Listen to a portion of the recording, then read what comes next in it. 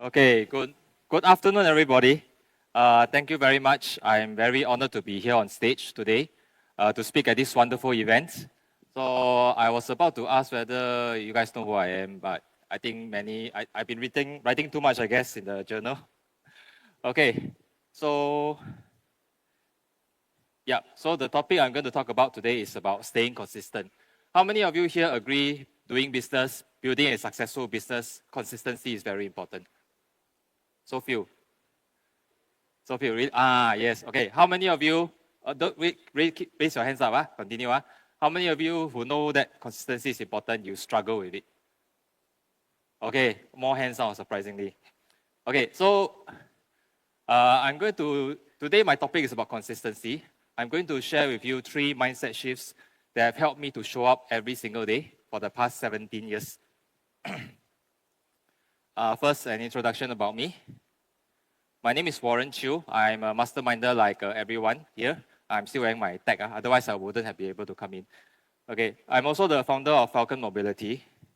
And Falcon Mobility is Singapore's leading distributor of motorized wheelchairs and mobility scooters. I started this business 17 years ago. It was zero revenue, one-man show, 200 square foot office. And today it has become a 2.5 million Singapore dollar company. That's our annual revenue. And it's about a team of 10 people occupying 2 units, about 2,000 square feet in total. And we were named as one of Singapore's top 100 fastest growing companies by Statista and the Straits Times. Now, building a business, a successful business is very much like building a house, right? You build it one brick at a time, one layer at a time, one wall at a time, right? And how I built this business was exactly the same thing. One brick, one layer, one wall at a time. Day by day, hour by hour, step by step. And for 17 years, I don't even remember when's the last time I take a break. All right, every single day I do some work. Even at the retreat yesterday, I was totally conked out. I slept from like 7:30 because I didn't sleep the night before, right? I still work like a few hours. And I think my lowest record was COVID-19, right? I was down with suspected COVID. I never show up in the test, but I think it's COVID. So the day that I felt the most ill, right, I still work for just 15 minutes just to keep up the momentum. So what's the secret? How do I keep this kind of consistency for 17 years and not a single day of stoppage? So there are actually quite a number, but I think with the limitation of time, I'll just share 3 specific mindset shifts that have helped me. They are outcome independence, looking backwards, and doing the next right thing. So first, outcome independence. What does that mean? Okay, let's first reflect. For us entrepreneurs, right, what causes stress? A lot of the time it's about the short-term outcomes failing to meet our own expectations. All right, so when we see that the outcomes are falling short, we feel that perhaps my progress towards the long-term goals, I'm just not making enough progress. And that's where the frustration comes in. So previously, and up to a few years ago, right, I had one very interesting obsession. Okay, I was obsessed about daily sales. And then because my accounting system is live, so every time there's a sales being clocked, right, it will show up in the P&L, the profit and loss statement. And then I will have the statement open on my computer, right, and 4 to 5 times a day, I will just refresh, click refresh, just to see whether any new sale had come in. But I realized that this habit wasn't helping me. In fact, it was holding me back. So when the sales were good, I felt very happy. Good thing, right? But unfortunately, at the same time, I also felt very complacent, very lazy. I felt like I can take a break now, So I wasn't really performing at my peak level. And then when the sales were bad, I felt very depressed. I felt discouraged. I felt trapped. And I analyzed things a lot. I looked a lot at the numbers just to find out what's wrong. And most of the time, nothing's wrong. Okay, it's just up and down a cycle. So I spent a lot of time analyzing and over-analyzing stuff instead of doing the work that really mattered. And there were times when it got so bad that I totally felt like giving up. So I was underperforming and I was unhappy. My daily mood swing was at the stock market. Okay, And I think today, the stock market is even more worse today, right? Because of all the trade war and stuff. So on the days when sales were good, the market went up, all right? And the day the sales were bad, the market go down. So that was me, my mood swing. And I decided that I had to change. The decision I made at that point is I will no longer judge the quality of my day by the quality of the output. By the quality of the outcome. Instead, I will judge the quality of my day by the quality of my output. So as long as I put in a good day's of work, it was a good day, regardless of whether the sales were good, regardless of the outcome. I didn't care about the daily results anymore. All I cared about was the output. So I changed my obsession. I had to consciously curb myself out from wanting to become, itchy finger, go and click the refresh button 4 to 5 times a day. No, now I close the whole window. I don't look at the P&L anymore. I just close it. And over time, I managed to curb away this habit, and I now only check the P&L once a month. But to change a habit, right, the easiest way is not to try and kick the habit. Otherwise, you have a relapse. Right? The easiest way is to replace it with a new habit. So I had a new habit, and this was to create to-do lists. And the to-do list will be ranked in order of priority. And then I had a new obsession. Every day in the morning, right, once the day starts, I'll be off to a race. The race is to hammer through as many of these tasks as I can before the end of the day. All right, so it's like if I can do 15, 20 tasks a day, I felt good.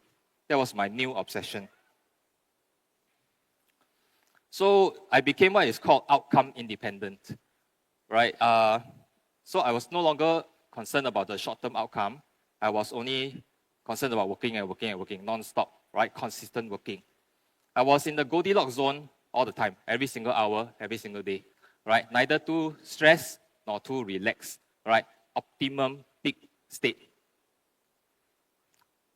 And I focused all of my time and energy on my daily output. But anyway, just by my definition, anything less than 1 year is a short term. All right. So for me, I always look at the long-term results rather than the short-term. Just like the stock market, you want to look at long-term trend rather than the short-term oscillation. At least that's for some value investors. Okay. Anyway, sidetrack a bit. Okay. What was the impact? Productivity shot up. No more mood swing. Every day the mood was consistent. All right. Every day it was consistent. Every day my output was consistent. And because I was no longer oscillating between like frustration and laziness, right? My mind was very clear. I was able to make very good decisions. Right? No longer swayed by emotions. And by making better decisions over time, of course, the long-term results also became much better. Now, outcome independence is also the mindset shared by many top athletes. Like in basketball, there is Kobe Bryant, who won the NBA championship 5 times. There is Novak Djokovic. He is a 24-time Grand Slam NBA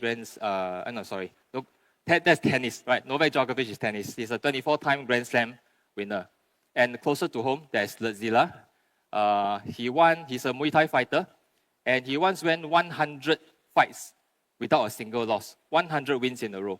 All right, and actually, if you guys have time, try and find a video of how the Zilla fight. It's very interesting. Okay, so here's the key takeaway number 1 for my presentation. So stop caring about the short-term outcome. Again, I'm not saying don't care about outcome. I'm saying don't care about the short-term outcome. Instead, focus on your daily output. Just trust the process and have absolute faith that as long as you make progress every single day towards your goal, one day you will make it. It's inevitable. Just trust the process. And the second mind shift I'd like to share today is about looking backwards. Okay, we're all entrepreneurs here, and I think many of us here, who here doesn't have big goals, don't have big dreams? Vince, am I in the right place? Nobody here has big goals and big dreams. Nobody want to, yes, finally one. Okay, so I also have big goals and big dreams. I also want to be rich. I want to be financially free. Most importantly, I want to have the time and to do the things that I like with my family without having to worry about money. All right, I think most of us here all have the same dream because we're all entrepreneurs. The problem is, big goals are a double-edged sword.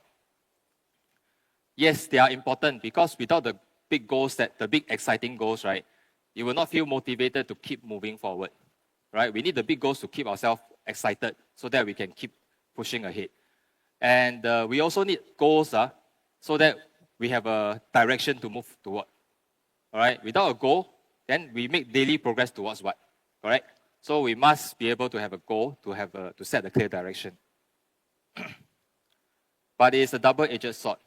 Because when the goal is very close, yes, you feel motivated because you're 2/3 of the way through the journey. It's just the final 1/3 that you just need to push through, the final lap, right? Then it's very easy to find motivation to just push through and finish the race. But what if the goal is still very far away, right? Is it still encouraging or discouraging? Personally, I feel that when the goal is too far away, I get a bit discouraged. And especially when I look at the obstacles between me and the goal, and they look scary, they look difficult, they look risky, I actually feel a little bit scared and I don't feel like moving forward, right? Sometimes I may just want to quit and just go back to where I came from. So just an analogy. So the big goal that we have, right, just think of it as the distant mountain peak that we want to climb, all right? But there's no clear path ahead. It's just only one dense jungle. We don't know what in the world lies in the jungle. It could be hidden dangers, it could be unknown obstacles. We don't know, and it's very scary. So it seems that it's easier to just stay put or to just quit and go home. But fortunately, I'm a practitioner of NLP, Neuro-Linguistic Programming. So I know that in times, these kind of situations, usually one of the things you can do is to just take a step backwards and look at things from a different perspective. So instead of looking forward, I look backwards. All right? Because when I look forward, all I see are all the obstacles, all the challenges, all the scary stuff. But when I look backwards, all I see are all the obstacles I already overcome, all the past monsters I already slain, right? All the difficulties that I already beaten. All I can see is my own strength. Because of my own strength, I was able to overcome those difficulties, right? It reminds me of actually that I still have some strength left. I'm well capable of dealing with whatever lies ahead. So just 16 months ago, I went through one of the worst crises in my life. I had co-founded a logistics company in 2016. It failed in November 2023. It was liquidated and the losses were 380,000 Singapore dollars. The thing is this, because the logistics business, the cash, right, a lot of it came from Falcon Mobility. So when I liquidated the logistics business, it also created a cash flow crisis in Falcon Mobility.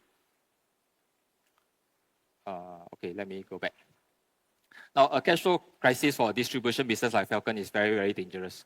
Why? Because imagine this, you have no cash, right? Means you can't buy the stocks. When you have no stocks, you can't generate the sales. And when you have no sales, again, then you have less cash, right? So it is a doomsday loop, which means to say, if it's a short-term cash flow crisis, not even a long-term one, just a short-term cash flow crisis, right? You can create a doomsday loop that will push the business into a very death cycle, right? That reinforces itself until one day the business is destroyed completely. So it was a very big crisis. But again, what did I do? If I look at the future, I cannot see hope, right? I look backwards and try and find hope from the past. So I look at all the past crises that I had already overcome. Okay, I think the worst one was 2008. I founded the business in March of 2008. Okay, 6 months later, Lehman Brothers collapsed. Right, my monthly revenue dropped from 98% drop in revenue, from 10,000 Singapore dollars to just $200. But I survived. I survived that. And in the COVID-19 more recently, in April to June 2020, Singapore went into the circuit breaker. In Malaysia, you call that MCO, and in other parts of the world, you call it lockdown, right? My sales dropped 65%. 65% drop. But I still survived. So by comparison, if I look at the logistics crisis, actually it's not such a big problem, all right? So here's the key takeaway number 2. when you find that the future no longer motivates you, right, just take a look backwards and draw strength from the past. Number 3, do the next right thing. And this is the most important one. Please, if you are sleeping now, just now, please wake up. Okay, who here watched Disney movie one? Anybody knows where this quote came from? Do the next right thing. Disney. Got a lot of snow one. Okay. Frozen, specifically Frozen 2.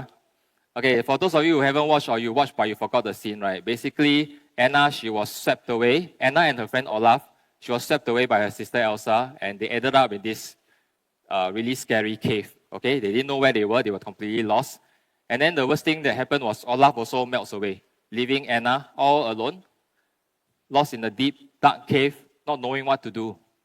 And she totally felt like giving up. All right? But then a very small voice whispers in her head, you are lost. Hope is gone, but you must go on and do the next right thing. Okay, I don't know if you people, any of you here, who here can cry when you watch movie? Wow, I'm so happy I'm not alone. I'm one of those people. Right after this line, I cried. Okay, I just, poof, all the tears just come down, I cried. Okay? The interesting thing is, why did I cry? Because just like Anna, right, I have been in that deep, dark cave, lost, all alone, and I didn't know what to do, and I completely felt like giving up.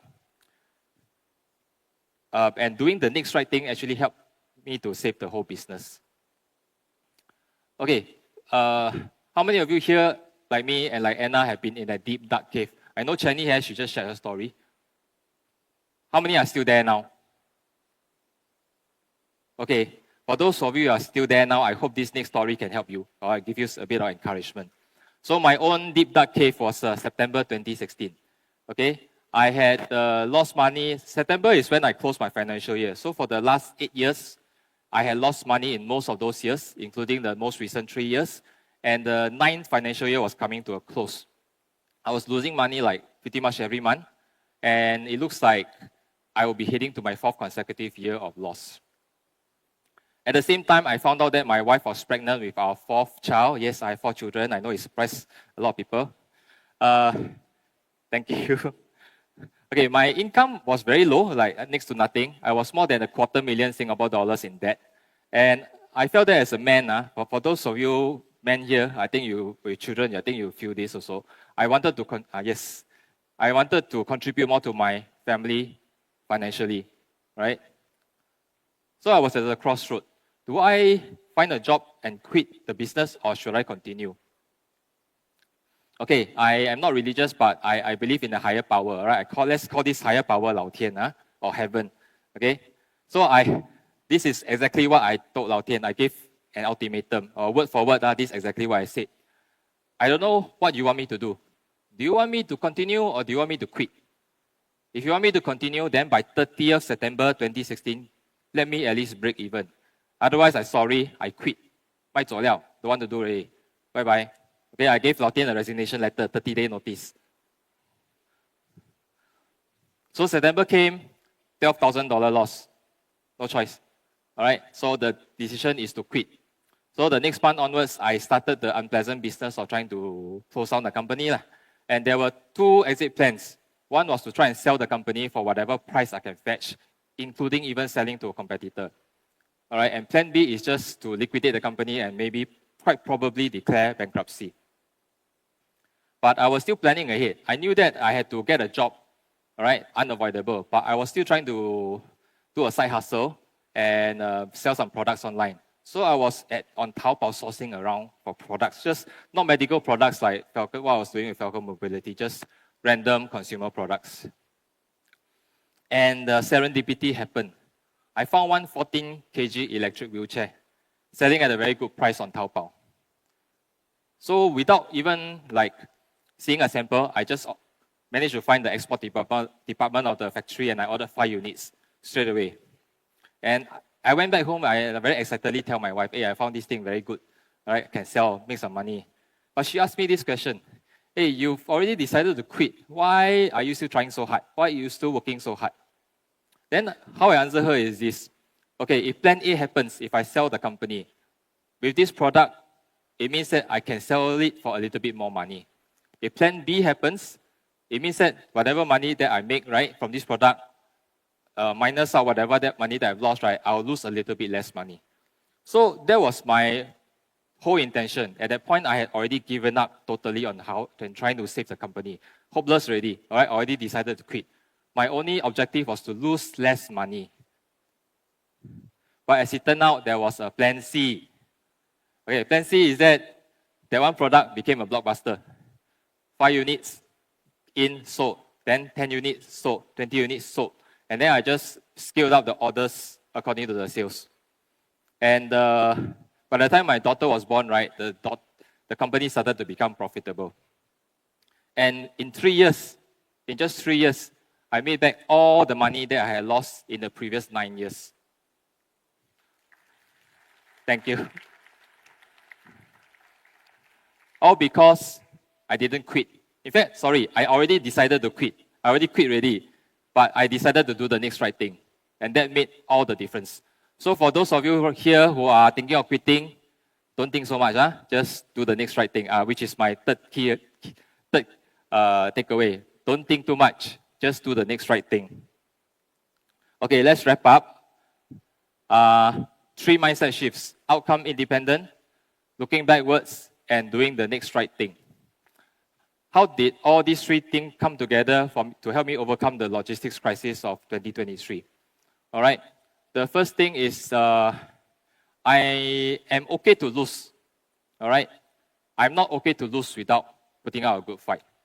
All right. So by the time the crisis happened, I already, the future looked very bleak. I was like, it doesn't matter. All right, I don't care whether I'm going to become bankrupt or not. I will just do the next right thing. Okay, so I was outcome independent. At the same time, the future was bleak. And then, as I said earlier, I look back at the past 2 crises that I had already overcome to give me the strength to continue fighting and to carry on. And then, I put all of my focus, time, and energy on doing all the little things and make sure everything was the next right thing. Okay, so just 3 key takeaways. All right, number 1, focus on your daily output. Don't bother about the short-term outcomes. Number 2, when you can't see the future, when it looks bleak and you no longer can find hope there, look backwards for inspiration. And number 3, don't think too much. I think Vince always says this, don't think too much. Just do the next right thing. The results will take care of themselves. And I will end with this thing. As I say, I'm an NLP practitioner. So NLP people, we talk to ourselves a lot, all right? But not out loud, usually it's in my mind. So whenever I feel the results are no good, I feel a bit depressed, I feel discouraged, right? This is exactly what I say to myself, word for word.